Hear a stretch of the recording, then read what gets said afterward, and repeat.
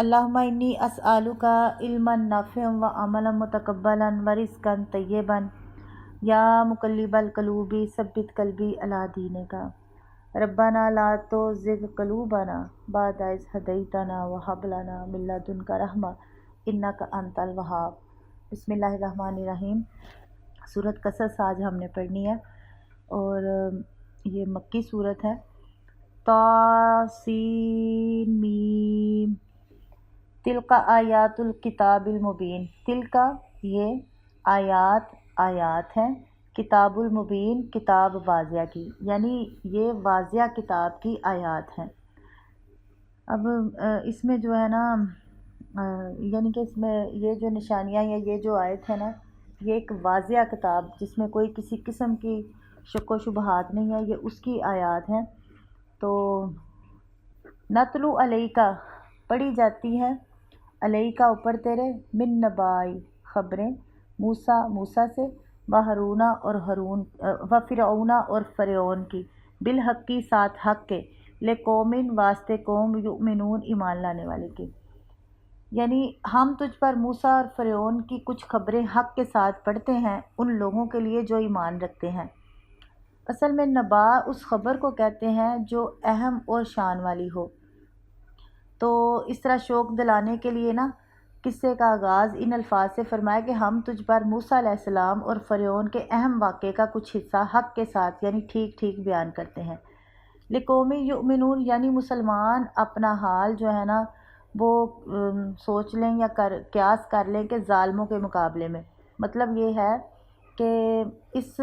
قصے میں مسلمانوں کو یہ بتایا گیا ہے کہ فرعون سے بڑھ کر کوئی ظالم نہیں ہو سکتا اور بنی اسرائیل سے زیادہ کوئی مظلوم نہیں۔ تو جس طرح اللہ تعالیٰ نے موسیٰ علیہ السلام کے ذریعے سے بنی اسرائیل کو کمزور ہونے کے باوجود فرعون کے مقابلے میں کامیاب کیا، اسی طرح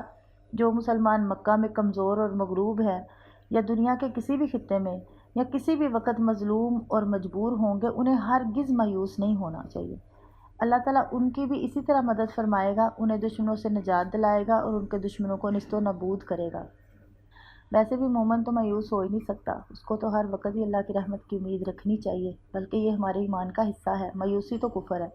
اور مایوس انسان میں شیطان بڑا فوکس کرتا ہے، یعنی اس کو بڑی جلدی اپنے قابو میں کر لیتا ہے۔ اسی لیے مایوسی سے بار بار منع کیا گیا کہ مایوس نہیں ہونا اللہ کی رحمت سے،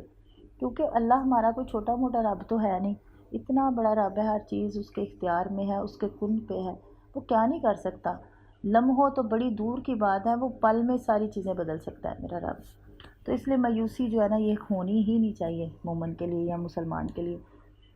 اب جو یہ کہا گیا کہ لقومی یؤمنون، جیسا کہ سورہ بقرہ کے شروع میں اس کتاب لا ریبہ کو صرف متقین کے لیے ہدایت قرار دیا، اسی طرح یہاں فرمایا کہ ہم آپ کو موسیٰ اور فرعون کے قصے کا کچھ حصہ ان لوگوں کے لیے سنا رہے ہیں جو ایمان رکھتے ہیں، کیونکہ سنتے اگرچہ کافر بھی ہیں لیکن فائدہ صرف اہل ایمان ہی اٹھاتے ہیں۔ جن لوگوں نے طے کر رکھا ہے کہ ہم نے ماننا ہی نہیں، انہیں اس واقعہ سے بلکہ پورے قرآن سے کچھ حاصل نہیں۔ کچھ حصہ اس لیے فرمایا کہ اس قصے کے بہت سے حصے اس صورت کی بجائے دوسری صورتوں میں بھی ہیں، اور قرآن کوئی بھی واقعہ بطور تاریخ پورا بیان نہیں کرتا، بلکہ اس کے صرف وہ حصے بیان کرتا ہے جن کی ضرورت ہوتی ہے۔ تو ادھر بھی اس کے وہ حصہ بیان کیا گیا جہاں پہ اس کی ضرورت تھی۔ ہم نے دیکھا نا تھوڑا تھوڑا کر کے، پیچھے ہم پڑھتے ہی آ رہے ہیں۔ اب دیکھیں کہ سورہ بقرہ میں پڑھا، سورہ اعراف میں پڑھا، سورۃ یونس میں، سورۃ ہود میں، بنی اسرائیل میں، مریم میں، سورۃ طٰہٰ میں، سورۃ مومنون، سورہ شعراء، نمل میں بھی پڑھا۔ کچھ صورتیں آگے آئیں گی، عنکبوت میں بھی واقعہ آئے گا ان کا، مومن صورت میں بھی آئے گا، سورۃ زخرف میں بھی آئے گا، سورۃ دخان میں بھی آئے گا، زاریات میں بھی اور نازیات میں بھی، یعنی تھوڑے تھوڑے جو ہے نا وہ ان کے جو ہے نا حضرت موسیٰ کے اور فرعون کے جو ہے نا وہ آئیں گے۔ آگے کہا گیا اِنَّ فرعون، بے شک جو فرعون تھا، عَلَا فِی الْأَرْضِ وہ سرکش تھا زمین میں، وَجَعَلَ أَهْلَهَا اور اس نے بنا رکھا تھا اس کے رہنے والوں کو، شیعاً کئی گروہ، یستضعف طائفات یعنی جن میں سے کمزور تھا ایک گروہ ان میں سے، یذبح ابناءہم یعنی وہ اتنا کمزور تھا ایک گروہ کہ یذبح ابناءہم ذبح کرتا تھا ان کے بیٹوں کو، ویستحیی اور زندہ رکھتا تھا نساءہم ان کی عورتوں کو، انہ کان بے شک تھا من المفسدین وہ فساد کرنے والوں میں سے۔ اب اس سے بڑھ کر اور کمزوری کیا ہوگی کہ کوئی کسی کی اولاد کو اس طرح قتل کر رہا ہو، تو وہ اس سے بڑھ کر کمزور کوئی ہو ہی نہیں سکتا اس علاقے میں۔ بے شک جو فرعون تھا اس نے زمین میں سرکشی کی اور اس کے رہنے والوں کو کئی گروہ بنا دیا، جن میں سے ایک گروہ کو وہ نہایت کمزور کر رہا تھا، ان کے بیٹوں کو بری طرح ذبح کرتا اور ان کی عورتوں کو زندہ رہنے دیتا۔ بلا شبہ وہ فساد کرنے والوں میں سے تھا۔ جو ارض ہے نا، اس سے مراد سرزمین مصر ہے۔ مقصد کیا ہے کہ فرعون کا ذکر ہے کیونکہ اس کی حکومت صرف مصر میں تھی۔ جو لوگ اسے پوری زمین کا بادشاہ سمجھتے ہیں ان کی بات درست نہیں، کیونکہ ہجرت کے بعد مصر کے قریب ہی مدین پہنچنے پر موسیٰ علیہ السلام اس کی گرفت سے آزاد تھے۔ اللہ کا لفظی معنی اس نے سر اٹھایا، اونچا بن گیا، یعنی اپنے اصل مقام بندگی سے اونچا ہو کر خدائی کا دعویٰ کر بیٹھا اور اپنی حقیقت کو بھول گیا۔ فی الارض کے لفظ میں بھی یہ بھی اشارہ ہے کہ بلندی اور کبریائی تو اس ذات کا لباس ہے جو عرش پر بلند ہے۔ زمین پر رہنے والے کا حق تو عرش والے کے سامنے پستی اور عاجزی ہے، نہ کہ سرکشی کرتے ہوئے اللہ کے بندوں کو ذلیل و خوار کرنا اور ان پر ظلم و ستم کے پہاڑ توڑنا۔ وَجَعَلَ أَهْلَهَا شِيَعًا، یعنی اس نے سرزمین مصر کے باشندوں کو مختلف طبقوں میں تقسیم کر دیا تھا۔ واضح رہے کہ فرعون کے زمانے کی تہذیب اور ان کے عقائد بہت حد تک ہندوؤں کی جو تہذیب اور عقائد سے ملتے جلتے ہیں۔ ہندو بھی 4 طبقوں میں تقسیم ہے: برہمن، کھتری، ویش اور شودر، جن میں برہمنوں کو تو سب سے اونچے مقام پر رکھا گیا اور شودر جو ہے نا ان کو انسانیت کی حد سے بھی نیچے گرا دیا گیا۔ مصری تہذیب بھی بادشاہ کی خدائی کے ساتھ گائے کے پجاری تھے۔ ہندوؤں کا بھی یہی حال ہے۔ فرعون مصر نے بھی مصر کے رہنے والوں کو مختلف گروہوں میں بانٹ دیا تھا اور ان سب کو آپس میں دست و گروبان کر رکھا تھا اور مختلف قسم کی جو ہے نا مراد دے کر یا ان پر ظلم و ستم کر کے انہیں اتنا بے وقت اور بے بس بنا رکھا تھا کہ وہ کسی بات میں اس سے اختلاف کرنے کی جرات نہیں کر سکتے تھے۔ یستضعف طائفۃ منہم، یعنی یہ جو ہے نا یستضعف، اضعاف یضعف، اس کا معنی ہوتا ہے کمزور کرنا، اور یعنی وہ ان میں سے ایک گروہ کو بہت زیادہ ہی کمزور کر رہا تھا۔ مراد اس سے کہ بنی اسرائیل ہیں جو یوسف علیہ السلام کے زمانے میں مصر میں آئے تھے اور مدت تک تو نہایت شان و شوکت اور عزت و احترام کے ساتھ زندگی بسر کرتے رہے۔ پھر اللہ کی نافرمانی اور اپنے برے اعمال کی وجہ سے اللہ تعالیٰ نے مصر کے جو اصل باشندے تھے نا، جو قبطی تھے، یعنی کہ قبطیوں کو ان پر مسلط کر دیا، اور اس فرعون نے تو انہیں کمزور اور بے بس کرنے کی انتہا کر دی۔ اس نے ایسا بندوبست کیا کہ قبطی جو ہے نا وہ آقا بن کر رہیں اور بنی اسرائیل غلام اور خدمتگار بن کر۔ چنانچہ مشقت کا ہر کام زبردستی ان سے لیا جاتا، مثلاً کھیتی باڑی، عمارتیں بنانے اور نہریں وغیرہ کھودنے کا کام اور گھروں میں خدمت کا کام ان کی عورتوں سے لیا جاتا۔ اس کے علاوہ لڑکوں کو ذبح کر کے عورتوں کو اپنی ہوس کا نشانہ بنانے کے لیے زندہ رکھا جاتا۔ اور ایک وجہ یہ بھی ہوتی کہ پہلے تو انہوں نے نا سارے لڑکوں کو قتل کرنا شروع کر دیا، پھر انہوں نے سوچا کہ اگر ہم ایسے ہی لڑکوں کو قتل کرتے جائیں گے تو ان کے تو پھر وہ یعنی کہ ہم کہاں سے خدمت گزار اپنے جو ہے نا وہ حاصل کریں گے۔ پھر انہوں نے یہ تجویز سوچی کہ 1 سال جو ہے نا ان کے بچوں کو زندہ رکھا جائے گا،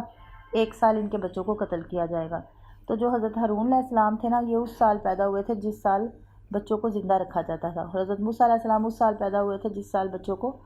قتل کیا جاتا تھا۔ انہ کان من المفسدین، اور یعنی کہ اس ظلم اور سرکشی کی وجہ یہ تھی کہ وہ ان لوگوں میں سے تھا جن کا کام ہی فساد اور جن کی پہچان ہی مفسدین کے نام سے ہے۔ وَنُرِيدُ، اور ہم چاہتے تھے، ان نمنا،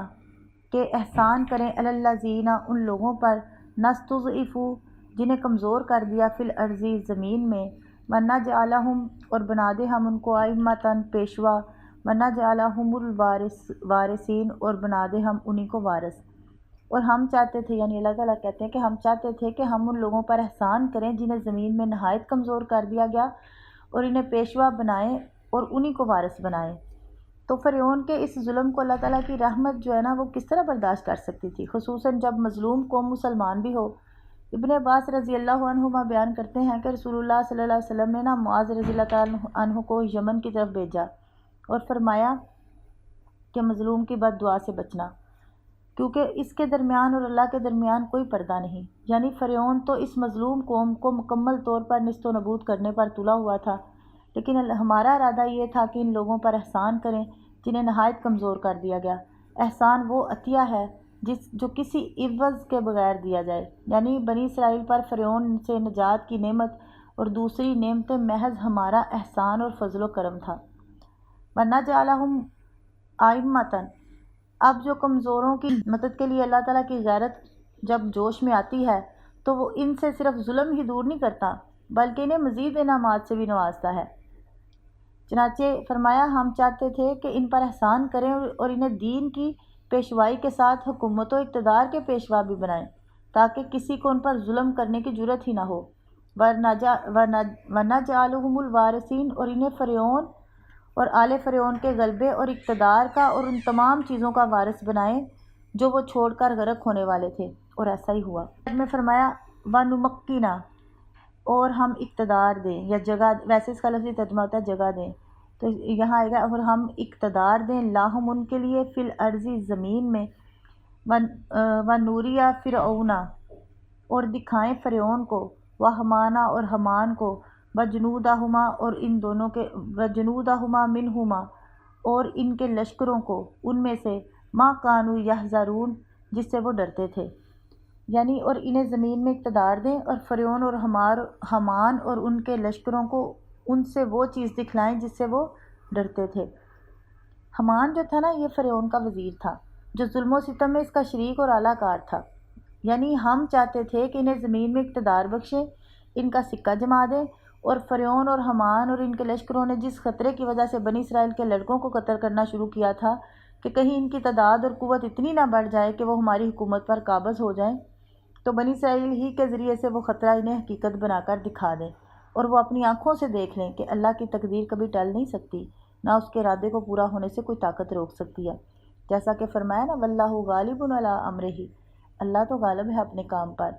وَلَكِنَّ أَكْثَرَ النَّاسِ لَا يَعْلَمُونَ، لیکن اکثر لوگ نہیں جانتے۔ وَأَوْحَيْنَا، اور ہم نے وحی کی، إِلَىٰ أُمِّ موسیٰ، طرف ماں موسیٰ کی، أَنْ أَرْضِعِیہِ، یہ کہ اسے دودھ پلا، فَإِذَا، پس جب، خفتی، تو ڈرے، علیہ اس پر، فَأَلْقِیہِ، تو اس کو ڈال دینا،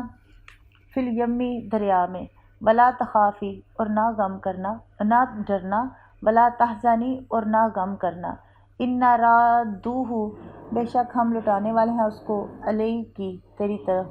وَجَاعِلُوهُ، اور ہم اسے بنانے والے ہیں، من المرسلین، پیغمبروں میں سے یا رسولوں میں سے۔ اور ہم نے موسیٰ کی ماں کی طرف وحی کی کہ اسے دودھ پلا، پھر جب تو اس پر ڈرے تو تو اسے دریا میں ڈال دے، اور نہ ڈر اور نہ غم کر، بے شک ہم اسے تیرے پاس واپس لانے والے ہیں اور اسے رسولوں میں سے بنانے والے ہیں۔ وحی کا لفظ جو ہوتا ہے نا، یہ معنی ہوتا ہے اس کا خفیہ اور تیز اشارہ۔ وحی کرنے کا مطلب کہ کوئی بات خفیہ طریقے سے دل میں ڈال دینا ہے۔ یہاں کلام کا جو ایک حصہ جو ہے نا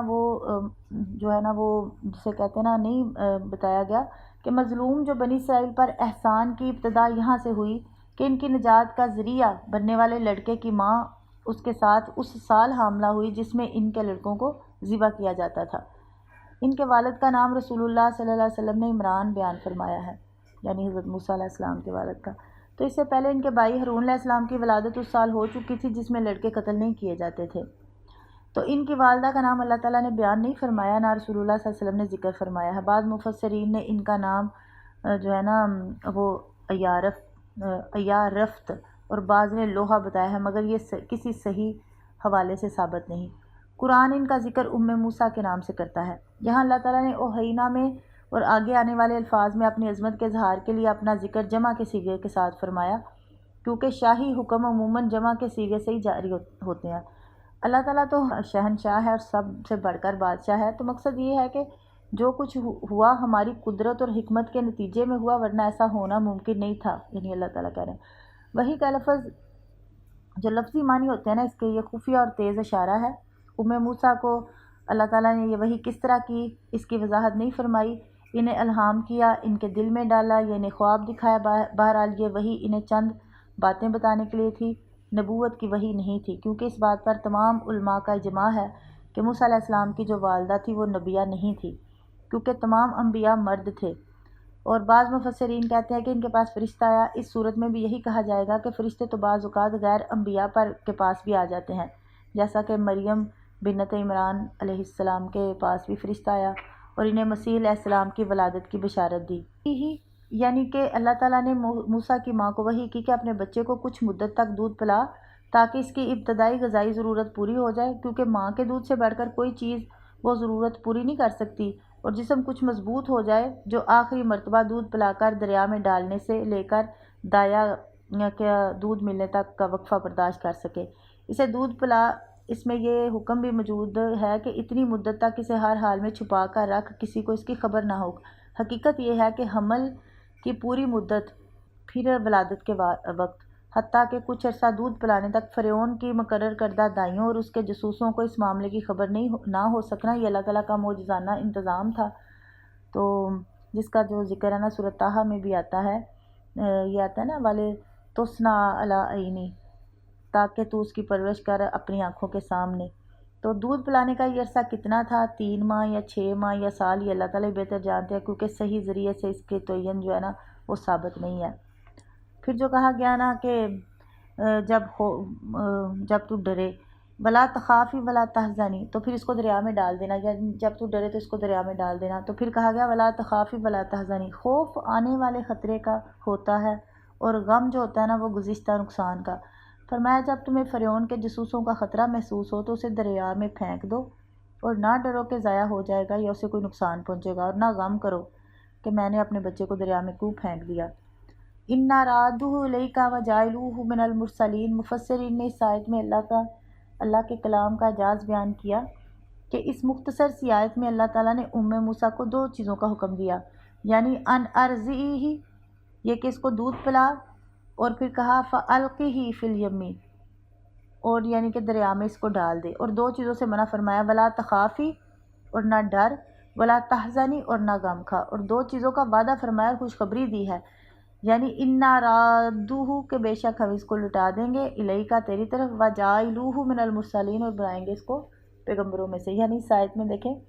خوشخبری بھی ساتھ ملی کہ یہ تو پیغمبروں میں سے ہے، اس کی ہم حفاظت کریں گے، اور تو غم نہ کر، یہ تیری طرف ہی اس کو لٹائیں گے۔ یہ اللہ تعالیٰ کی تدبیر دیکھیں، سبحان اللہ، کہ اسی فرعون جو دشمن تھا اسی کے گھر میں پرورش کرنے کا انتظام بھی کر دیا۔ فَالْتَقَطَهُ آلُ فِرْعَوْنَ، اٹھا لیا اس کو آل فرعون نے، لِیَکُونَ لَهُمْ تاکہ نہ ہو ان کے لیے، عدواً دشمن، و حزناً اور غم کا باعث۔ اِنَّ فرعون بے شک فرعون، و حامان اور حامان، و جنودہما اور لشکر ان کے، کانوا خاطئین تھے وہ خطا کار۔ تو فرعون کے گھر والوں نے اسے اٹھا لیا تاکہ جو ہے نا آخر ان کے لیے دشمن نہ ہو اور غم کا باعث نہ ہو، تاکہ وہ ان کے لیے یعنی دشمن نہ ہو اور غم کا باعث نہ۔ بے شک فرعون اور حامان اور ان کے جو لشکر تھے وہ خطا کار تھے۔ اچھا، یہ جو ہوتا ہے نا فَالْتَقَطَهُ، یہ لفظ نکلا ہے التقطا، اس کا معنی ہے کسی کی گری ہوئی چیز اٹھا لینا۔ موسیٰ کا گھر دریائے نیل کے کنارے پر فرعون کے محل کے بلائی جانب تھا۔ انہوں نے موسیٰ علیہ السلام کو ایک صندوق میں بند کر کے اسے پانی سے محفوظ بنا کر دریا میں ڈال دیا، جو بہتا ہوا فرعون کے محل کے پاس سے گزرا۔ اس کے لوگوں نے اسے دیکھا تو دریا سے نکال کر فرعون کے پاس لے آئے۔ اس میں یہ ہے کہ یہ جو ہے نا لِیَکُونَ لَهُمْ عَدُوًّا وَحَزَنًا، یعنی آل فرعون کے اسے اٹھانے کا نتیجہ یہ ہونا تھا کہ وہ ان کا دشمن اور ان کے لیے غم کا باعث بنے، یعنی یہ اللہ تعالیٰ کی ایک تدبیر تھی کہ آل فرعون نے اسے اٹھا لیا تاکہ وہ ان کے لیے دشمن اور غم کا باعث بنے۔ فَالْتَقَطَهُ یعنی اٹھا لیا اس کو، آل فرعون آل فرعون نے، لِیَکُونَ تاکہ وہ ہو، لَهُمْ ان کے لیے، عَدُوًّا دشمن، وَحَزَنًا ان کے لیے دشمن، وَحَزَنًا اور غم کا باعث۔ ان کو یہ تھا کہ اللہ نے کہا کہ وہ اس کو اٹھا لیں تاکہ یہ ان کا دشمن ہی ہو اور ان کے لیے غم کا باعث ہی بنے۔ تو یہ جو ہے نا جو اِنَّ فِرْعَوْنَ وَحَامَانَ خاطئین کا جو اصل مقصد ہوتا ہے نا اخطاء یخطئ، اس کا معنی ہوتا ہے بھول کر خطا کرنا، یعنی خاطیہ یخطاء اس کا معنی ہے جان بوجھ کر گناہ کرنا، جیسا کہ فرمایا ناسیات کاذبات خاطیہ، پیشانی کے ان بالوں کے ساتھ جو جھوٹے ہیں، خطا کار ہیں۔ تو بے شک پھر فرمایا اِنَّ قَتْلَهُمْ كَانَ خِطْئًا كَبِيرًا، بے شک ان کا قتل ہمیشہ سے بہت بڑا گناہ ہے۔ اور سورہ یوسف میں ہے اِنَّ کی كُنْتِ مِنَ الْخَاطِئِينَ، یقیناً تو ہی خطا کاروں سے تھی۔ تو اِنَّ کے ساتھ عموماً پہلی بات کی جو ہے نا وہ بیان کی جاتی ہے، یعنی موسیٰ علیہ السلام ان کے لیے دشمن اور باعث غم کیوں بننے والے تھے، اس لیے کہ وہ سب اللہ کے لیے نافرمان تھے اور خطا کار تھے، جنہوں نے ہزاروں بچوں کو ذبح کر دیا اور بنی اسرائیل پر بے پناہ ظلم کیے۔ اللہ تعالیٰ نے یعنی کہ انہی کی پرورش کو ان کی ہلاکت کا ذریعہ بنا دیا۔ اس کے معنی جو ہے نا یہ بنتے ہیں۔ قالت امرأۃ، کہنے لگی عورت، امرأۃ فرعون، عورت فرعون کی، قرۃ عین لی ولکی،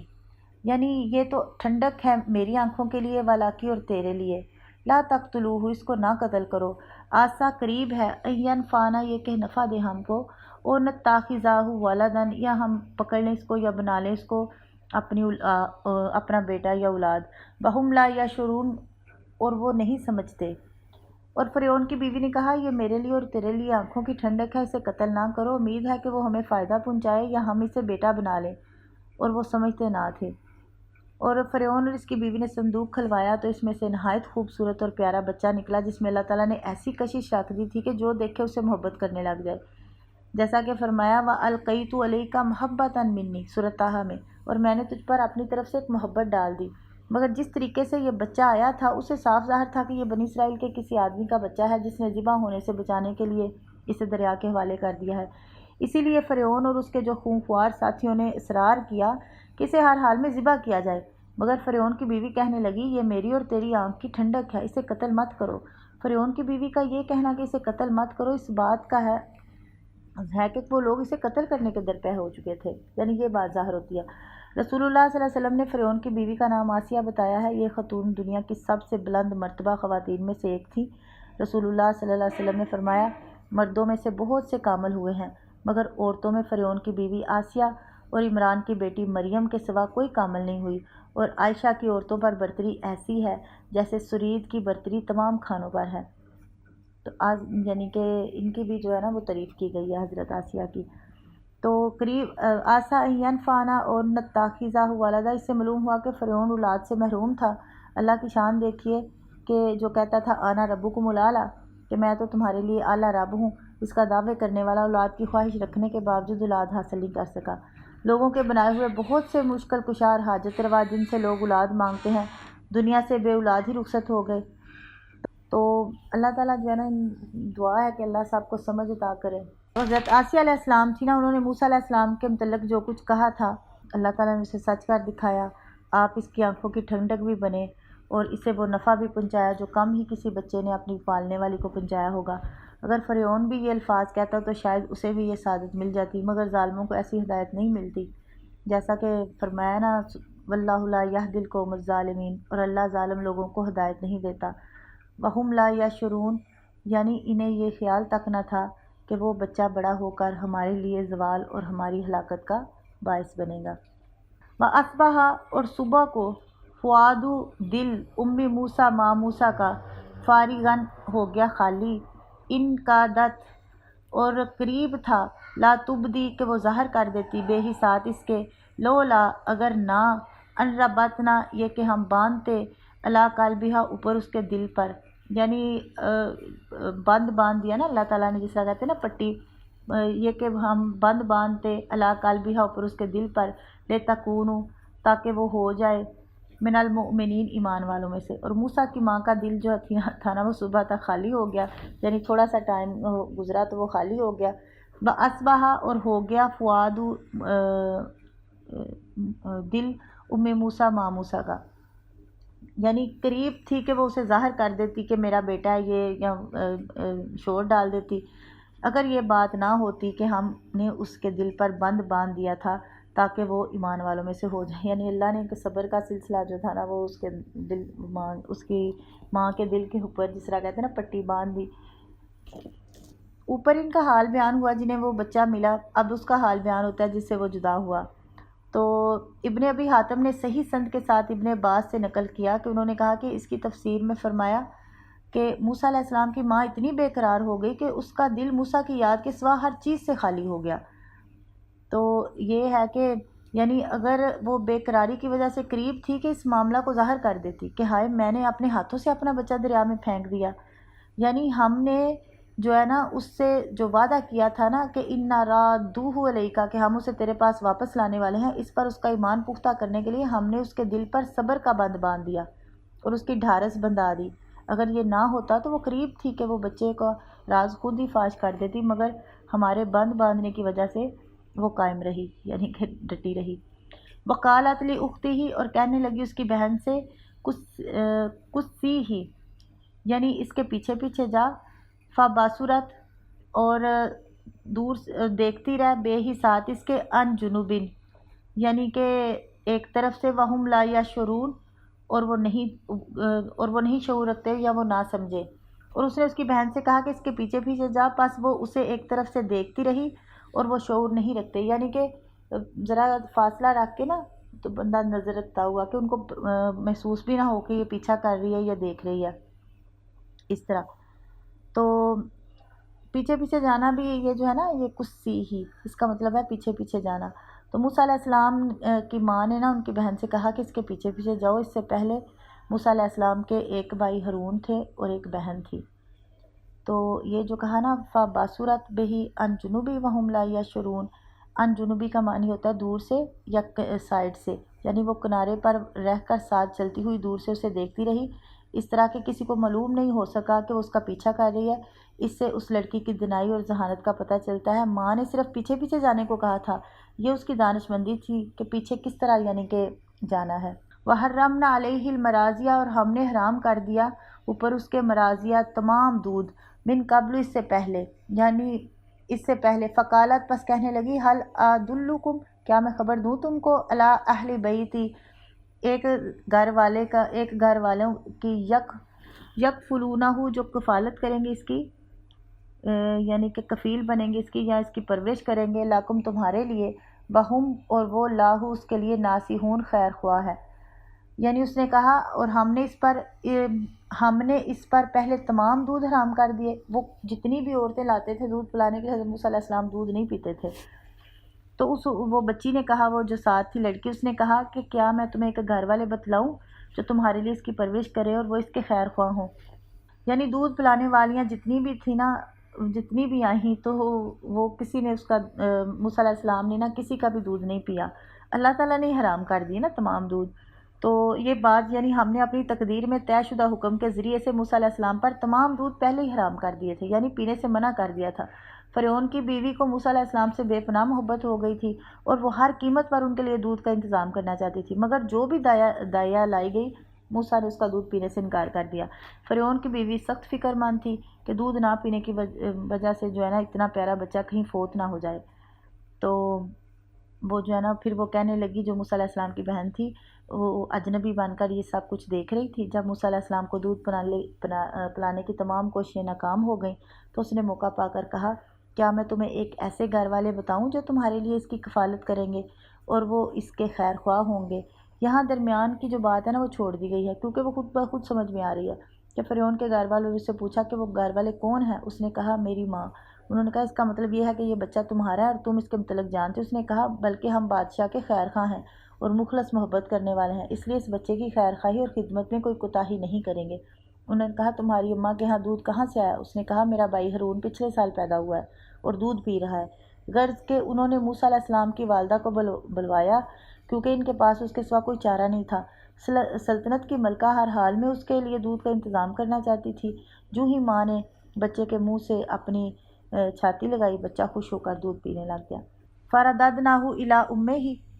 تو یعنی کہ واپس لٹا دیا اس کو طرف اس کی ماں کی، کئی تقرہ، یہ کہ ٹھنڈی کر، عینھا، اپنی آنکھیں، ولا تحزن، اور نہ غم کھا، ولتعلم، اور تاکہ تو جان لے، ان وعد اللہ حق، بے شک وعدہ اللہ کا سچا ہے، ولکن، اور لیکن، اکثرہم، اکثر ان کے، لا یعلمون، نہیں جانتے۔ تو ہم نے اسے اس کی ماں کے پاس واپس پہنچا دیا تاکہ اس کی آنکھ ٹھنڈی ہو اور وہ غم نہ کرے، اور تاکہ وہ جان لے کہ اللہ کا وعدہ سچا ہے، لیکن ان کے اکثر نہیں جانتے۔ یعنی ہم نے موسیٰ علیہ السلام کی ماں سے جو وعدہ کیا تھا کہ اسے تمہارے پاس واپس لائیں گے، اتنی دیر ہی میں پورا کر دیا جتنی دیر کوئی بچہ ماں کے دودھ کے بغیر گزار سکتا تھا۔ سبحان اللہ، یہ اللہ کی ساری ترتیب تھی۔ تو یہ جو کہا گیا نا کہ تاکہ اس کی آنکھ جو بیٹے کی جدائی میں سکون سے ناشنا تھی، آنسو بہا بہا کر اور جاگ کر، یعنی بیدار رہ کر سرخ اور گرم ہو چکی تھی، تو بیٹے کے واپس ملنے سے، اسے دودھ پلانے سے اور اپنے پاس رکھنے سے ٹھنڈی اور پرسکون ہو جائے اور آرام کی نیند سو جائے اور غم زدہ نہ رہے۔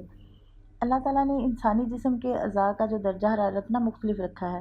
اس کی جلد کا درجہ حرارت عموماً جو ہے نا وہ 37 جو ہے نا سینٹی گریڈ ہوتا ہے. جگر کو کام کرنے کے لیے 40 کے قریب درجہ حرارت کی ضرورت ہوتی ہے، جبکہ آنکھ کا درجہ حرارت زیادہ سے زیادہ 9 ہوتا ہے. اس سے زیادہ ہو جائے نا تو آنکھ پگھل کر بہہ جائے. اس لیے دل کی خوشی کے لیے آنکھ کی ٹھنڈک کا لفظ استعمال کیا جاتا ہے. تو پرانے زمانے میں ان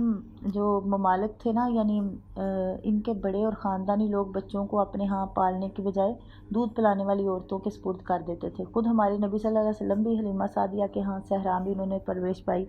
اسی کے مطابق موسیٰ علیہ السلام کو ان کی والدہ اپنے گھر لے گئی. اس طرح اللہ تعالیٰ نے ان کے بیٹے کو واپس لانے کا جو وعدہ کیا تھا وہ بھی پورا ہوا، اور شاہی خزانے سے ماں کو جو وظیفہ ملتا رہا وہ اس کے علاوہ تھا. یعنی بچہ اپنا ہی دودھ پی رہا، اوپر سے جو ہے نا وہ اللہ تعالیٰ نے ایک انتظام بھی کر دیا.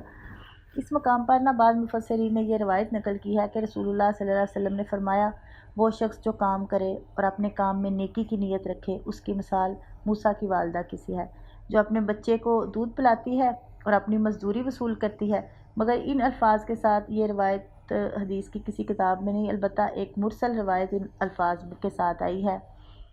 کہ میری امت کے جو لوگ جنگ کرتے ہیں اور وظیفہ لیتے ہیں، جس کے ساتھ دشمن کے مقابلے میں قوت حاصل کرتے ہیں، ان کی مثال موسیٰ کی سی ہے، جو اپنے بچے کو دودھ پلاتی ہے اور اپنی مزدوری وصول کرتی ہے. بہرحال یہ بھی ایک روایت جو ہے نا کمزور ہے، لیکن اس حدیث میں جو بات بیان ہوئی ہے اگرچہ وہ فی نفس درست نہیں، جو اپنی طرف سے یعنی بطور مثال بیان کی جا سکتے ہیں، مگر رسول اللہ صلی اللہ علیہ وسلم کے ذمے وہی بات لگانے کی اجازت ہے جو آپ سے ثابت ہو. ورنہ پھر یہی ہوتا ہے نا کہ خدا نخواستہ کہیں کوئی جھوٹ شوٹ نہ ہو جائے، اس لیے حدیثوں کی ذرا پرکھ کرنی پڑتی ہے. یہ نا ان بعض مفسرین نے یہاں یہ حدیث نقل فرمائی ہے اس کی تفسیر میں، اس لیے میں نے یہ بات بیان کی، نہیں تو کرنے کی کوئی ضرورت بھی نہیں تھی. بہرحال یہ دیکھیں کہ بچے اپنے کو دودھ پلا رہی ہیں اور اللہ نے وظیفہ بھی لگا دیا، اور اللہ کی تدبیر دیکھیں سبحان اللہ. اور فرعون نے کیا کچھ نہیں کیا اپنی بچانے کے لیے، بچوں کو بھی مروایا، سارا کچھ کیا، لیکن سلطنت پھر بھی اس کے ہاتھ میں نہیں رہی. تو اللہ کے وعدے سچے ہیں اور پورے ہو کے ہی رہنے ہیں، کیونکہ اللہ کا کام جو ہے وہ اللہ اپنے کام پہ غالب ہے بے شک. جی امید ہے انشاءاللہ سمجھ آ گئی ہوگی. باقی اللہ سے دعا ہے کہ اللہ ہمیں صحیح مومن مسلمان بنائے. یہ دیکھیں یہ توکل کے لیے یہ جو ان کا قصہ ہے حضرت موسیٰ علیہ السلام کا، تو یہ اگر توکل کے لیے دیکھیں بہت بڑی ایک جس طرح مثال ہے ہمارے لیے. اللہ کی ذات کے اوپر توکل جو ہے کہ دریا میں پھینک دیا، اب لے کے بھی گیا اس کے گھر میں بھی، اور یعنی کہ پوری ایک ترتیب دی، کس طرح دودھ نہیں کسی کا پیا، پھر اللہ نے دوبارہ واپس کیا. اللہ کے اوپر جو بھروسہ کرتے ہیں اللہ ان کو رسوا نہیں کرتا. ہاں جی، اللہ ہمیں صحیح مومن مسلمان بنائے، توکل کرنے والے بنائے اپنے اوپر جس طرح حق ہے توکل کرنے کا. اور اللہ سے دعا ہے کہ اللہ ہمیں اپنے صالحین اور مقربین میں شامل کرے، اور اللہ ہم سب سے راضی ہو، اور اللہ ہمیں معاف کر دے، کمیاں کوتاہیاں دور کر دے، ہمارے بچوں کو بڑی نیک ہدایت دے، اور جو چیزیں اس وقت ذہن میں نہیں آ رہی اللہ وہ ساری ہمیں دے، جس میں خیر ہو، برکت اور رحمت ہو. آمین ثم آمین. سبحان ربک رب العزت عما یصفون وسلام علی المرسلین والحمد للہ رب العالمین. جی السلام علیکم ورحمۃ اللہ وبرکاتہ.